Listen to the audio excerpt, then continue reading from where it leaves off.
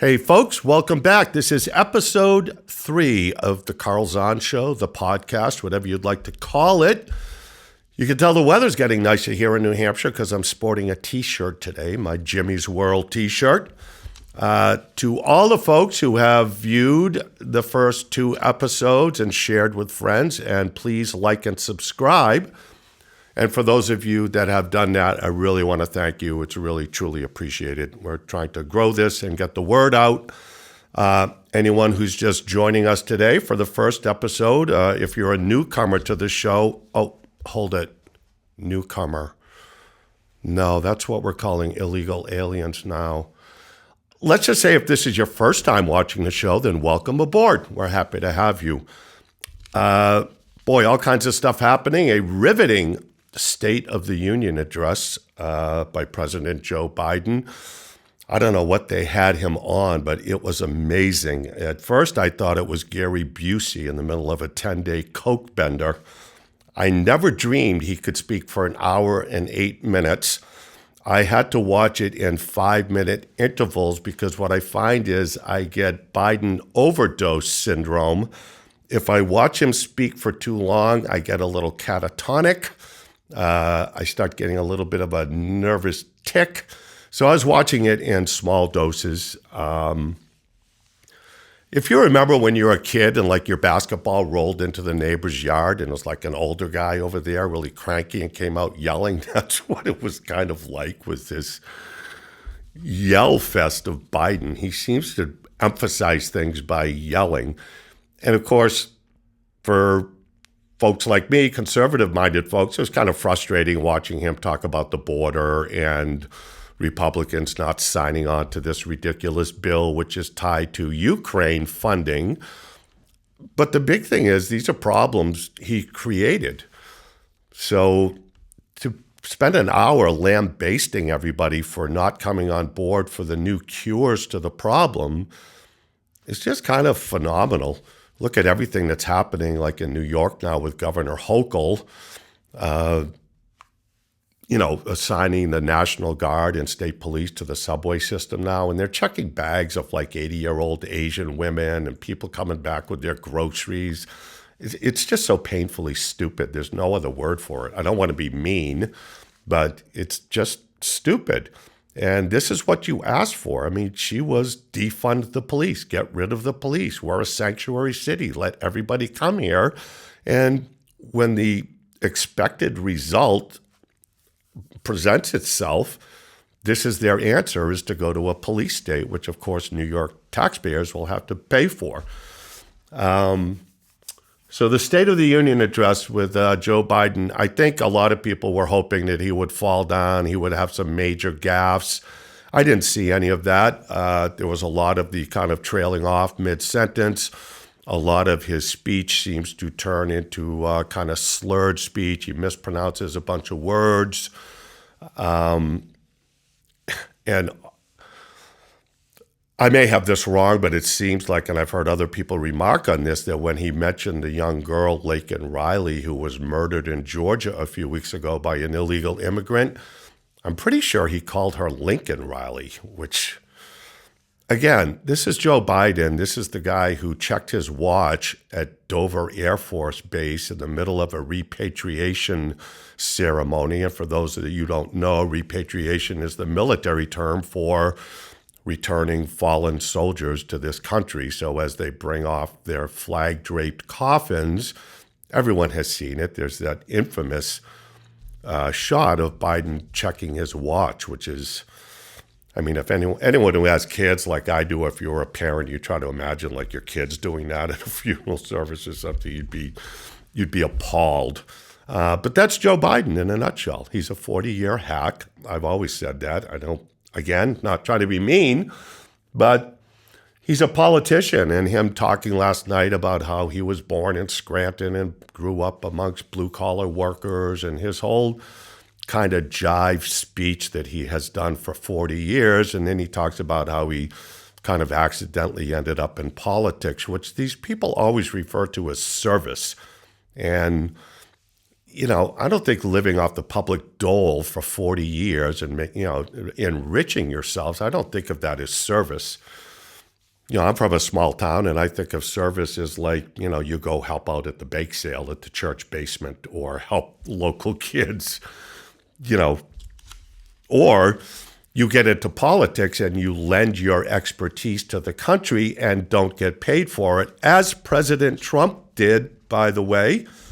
As he promised, he did not take a paycheck for his 4 years as president. He donated that to charity. So the State of the Union address, I think, for people like me, and this isn't even a partisan issue, one of the most disturbing parts of the State of the Union speech for me is when they pan the camera across the room and you see these politicians. I think someone once said, I don't know who it was, but they said Washington is Hollywood for ugly people. And when they pan across the room and I see Maxine Waters and Lindsey Graham and Nancy Pelosi, it's like some mescaline-induced night at the Wax Museum nightmare of these people in the room. It's just, I see so few people there that are such marginal intellects and just so, if you met these people at a cocktail party and didn't know who they were, you would probably tell your wife, get your coat and grab a couple of mini egg rolls and we're leaving. Marjorie Taylor Greene, who I think a lot of, again, had one of her yelling things out, last night, which I have to say, and I'm trying to be fair here about party politics, I just don't know if that's helpful. I always feel like those kinds of outbursts do not help our side. And again, I'm a big fan of Marjorie Taylor Greene. I think she's one of the smartest people up there and certainly aggressive in her approach. I'm just not so sure that it serves us well. And then the Speaker of the House sitting beside Kamala Harris and kind of shaking his head the whole time, that doesn't bother me because I don't think I could sit there and listen to Joe Biden without shaking my head in disbelief at the dialogue.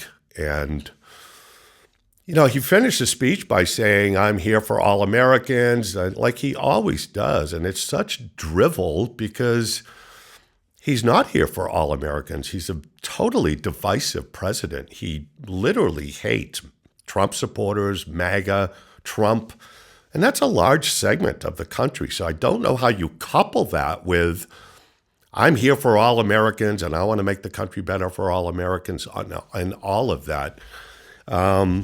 Watching him last night the visual for me was almost like Joe Biden on a white stallion ascending demagogue mountain with a big spear with MAGA on the spear tip. It's just, it's theater, and it's kind of really bad theater at the same time.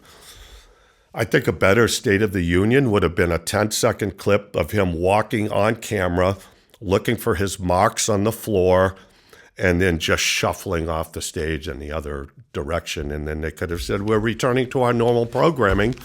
And that is and was the State of the Union, because that is the State of the Union.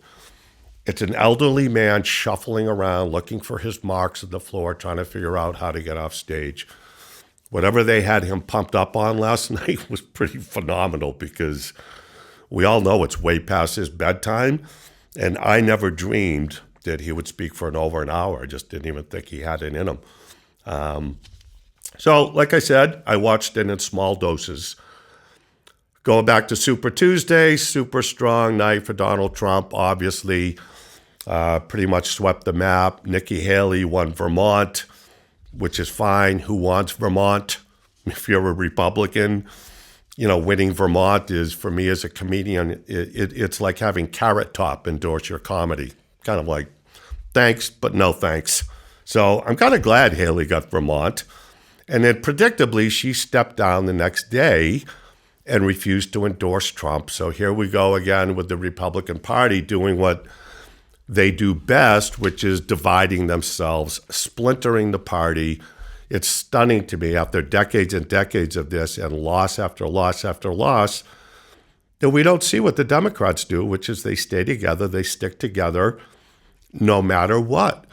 No matter what. Even if it's Joe Biden that you're supporting, they stick together. And I just can't believe there's anybody there. Saw these people in the audience last night chanting 4 more years. And we all know there isn't going to be 4 more years. There isn't. I mean, unless there's some miracle cure for senility, or, we all know you can't fix stupid. So I don't see how there's 4 more years, but it was quite the display nonetheless. And like I said, going back to Super Tuesday, I'm glad Nikki Haley dropped out, because she had been promising to go on and on. It was getting a little absurd. She's like the knight in Monty Python that has both his arms and legs chopped off, but he's telling the other knight, I'm not done with you yet. The other knight is like, well, you have no arms or legs. So I'm glad she dropped off, and Nikki Haley will endorse Donald Trump at some point. I don't think there's any question about that. If for no other reason than to save her own political career. And that probably will be the reason if she does that. I wasn't surprised she didn't endorse Trump right out of the gate. She said something like he has to earn the support of my supporters. And I do think there's a fair amount of Nikki Haley supporters that are never Trumpers and will not come on board no matter what. In the meantime, Trump is like a runaway freight train, just growing. His popularity is growing. His court cases, at least a couple of them, are in jeopardy with the whole Fani Willis, whatever you call her, that whole debacle. So that case in Georgia could well fall by the wayside, or at least end up having to start over in a different jurisdiction or with a different legal team. But like I said, wasn't surprised that Nikki Haley didn't endorse Trump. She's in my opinion, she's a small person, literally and figuratively. And a lot of her support, by the way, or her numbers were skewed, even here in the New Hampshire primary, where a lot of Democrats voted for her who said they would not be voting for her in the general election. They were going to vote for Biden, and they were purely voting for her to skew the vote for Trump, to skew the numbers for Trump. So I don't think we even have a really true benchmark of what Nikki Haley's true support base was during the few states that she went through and lost.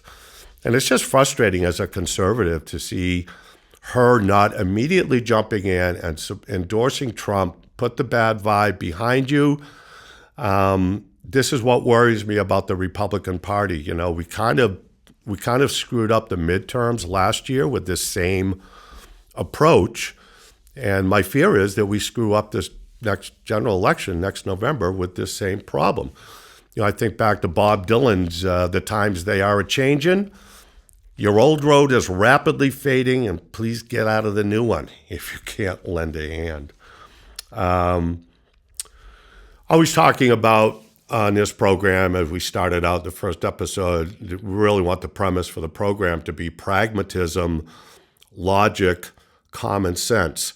That's how I kind of decide most things in my life, is trying to dissect things, have a logic trail, come to a conclusion, and be able to support my conclusion and my position with, here's the logic that brought me here.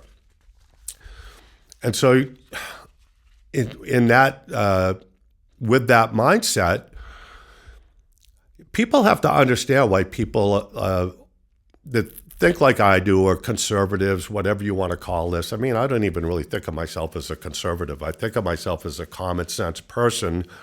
And so we have to dissect all these things that happen here politically and say, why do MAGA, why does half the country get so bent out of shape about these things?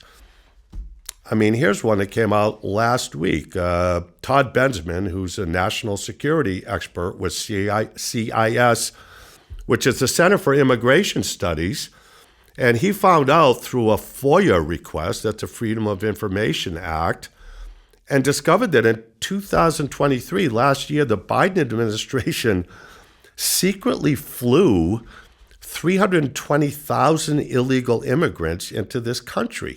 Sorry, newcomers.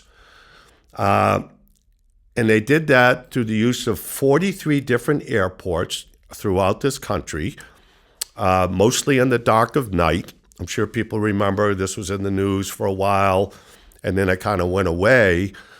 But it didn't stop. It just, the news coverage went away, but the effort didn't stop. In fact, the effort accelerated.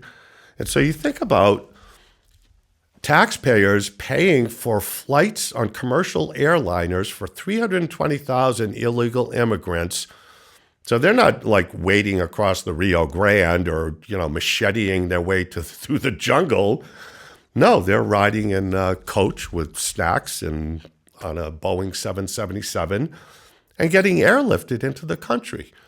And you have to ask yourself, number one, is that fair to citizens and the American taxpayer? The obvious answer is no. I don't see how anyone could defend otherwise. And then you have to ask yourself, well, why wouldn't half of the country be pissed off about that? Part of what's happened with this whole immigration thing, which is bothersome to me, is they've kind of they've tainted the whole notion of immigration. I can tell you that in my hometown, where I'm broadcasting to you from now, my late mother was born here and died here, and her parents came here to this town from Sicily. And I could tell you that they were brown people. They were dark. So, conservatives are not afraid of brown people or different ethnicities. That's just total bull. I can tell you, as a young kid, I spent a lot of time with my grandparents and my grandmother.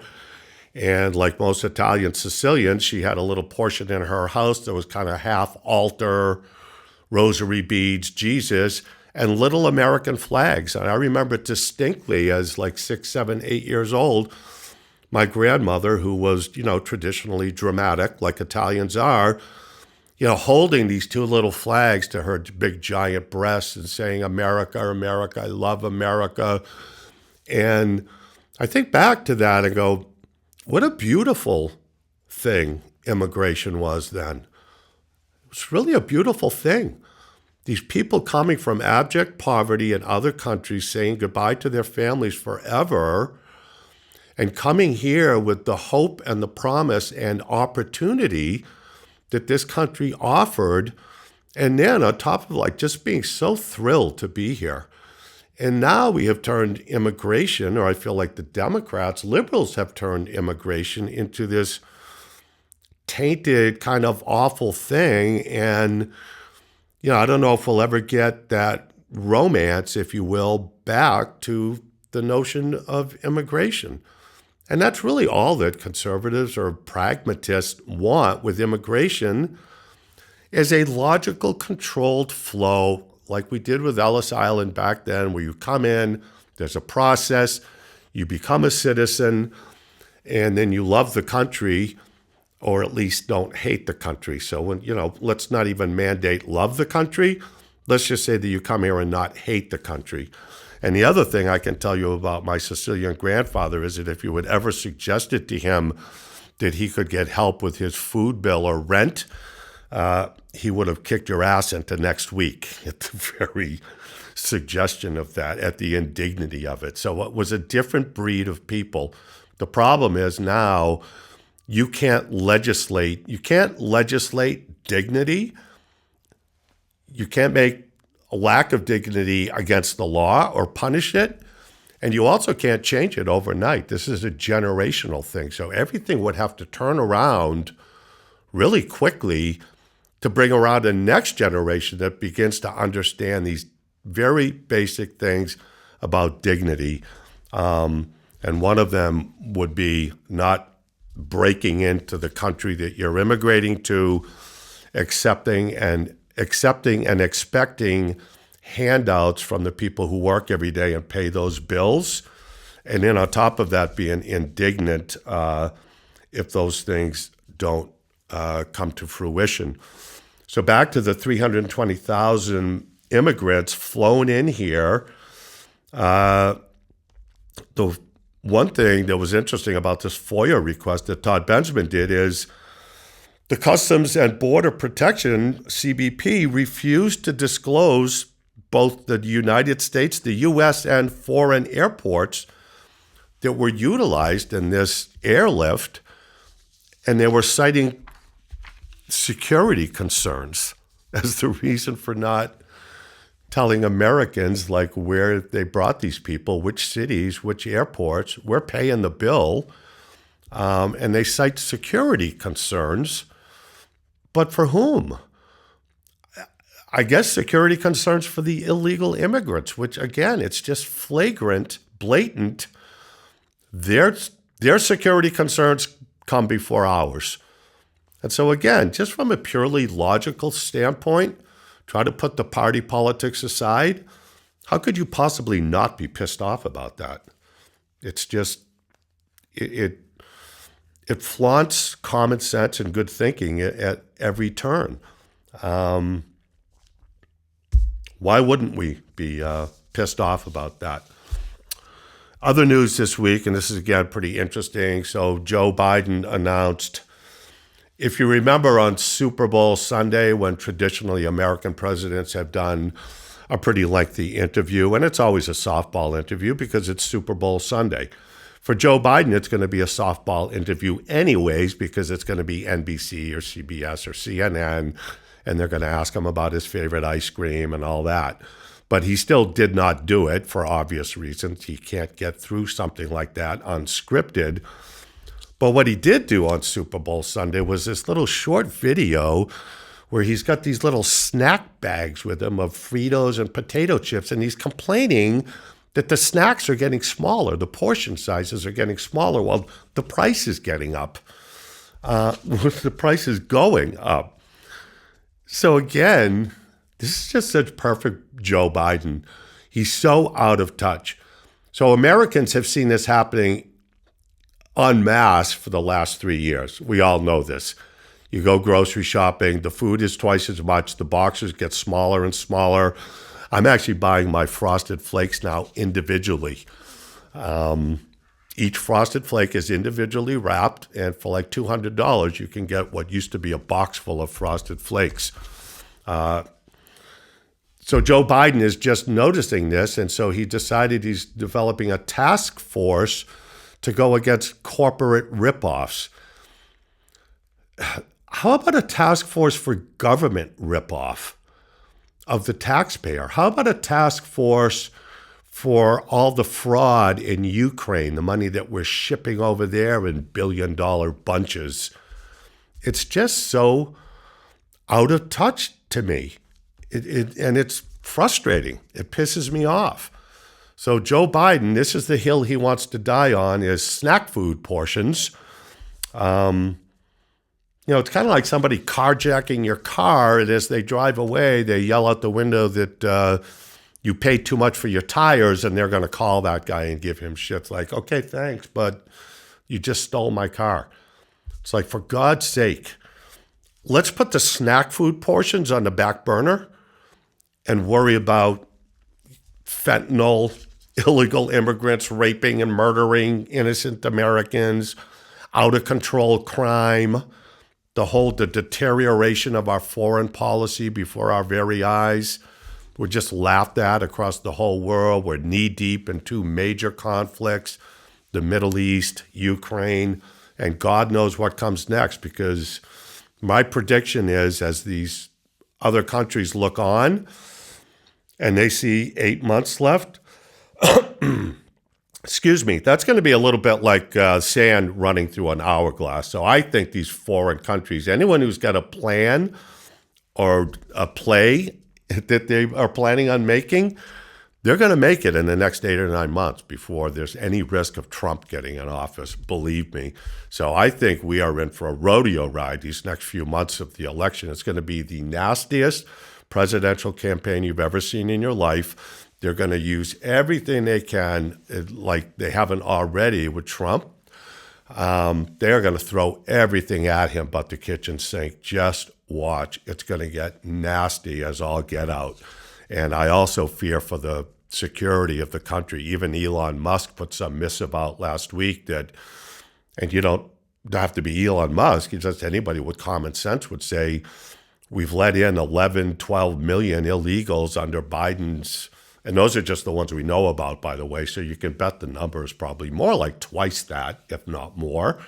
All different nationalities, military-aged men.